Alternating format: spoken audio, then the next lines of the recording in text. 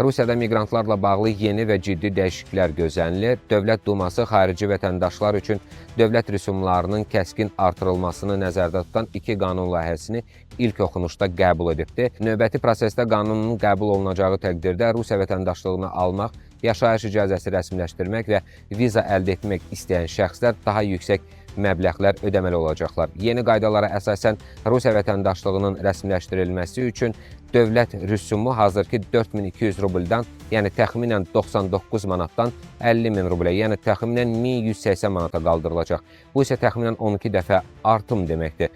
Bundan başqa müvəqqəti yaşamaq icazəsinin, yəni RVP-nin rəsmiləşdirilməsi üçün rüsum 1920 rubldan, yəni təxminən 45 manatdan 15.000 rublə, yəni 354 manata yüksələcək. Yaşayış qeydiyyatı üçün dövlət rüsumu isə 6000 rubldan təxminən 141 manatdan 30.000 rublə, yəni 708 manata çatdırılacaq. Ölkəyə giriş dəvəti üçün də ödəniş artırılır. Belə ki, hazırda 960 rubl, yəni təxminən 22 manat olan rüsum 8000 rublə, təxminən 189 manata qaldırılacaqdır.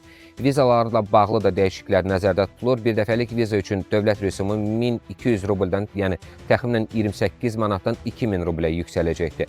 Çox dəfəlik viza üçün isə ödəniş 1900 rubldan, yəni 45 manatdan 6000 rublə, təxminən 141 manata çatdırılacaqdır. Və Rusiya hökuməti hesab edir ki, bu dəyişikliklər nəticəsində dövlət büdcəsinə hər il əlavə olaraq 15 milyard rubldan çox vəsait daxil olacaq. Bu məbləğ Azərbaycan manatı ilə təxminən 354 milyon manat təşkil edir.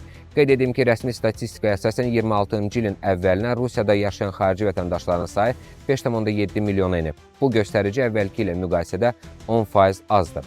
Beləliklə, Rusiyada miqrasiya siyasətinin daha da sərtləşdirilməsi istiqamətində növbəti addım atılır və hökumət yeni qaydaların iyulun 1-dən qüvvəyə minməsini təklif edir. Qanun layihələri növbəti oxunuşlarda da təsdiqlənərsə, bu dəyişikliklər Rusiyada yaşamaq, işləmək və vətəndaşlıq almaq istəyən milyonlarla xarici vətəndaş üçün əlavə maliyyə yükü yaradacaq.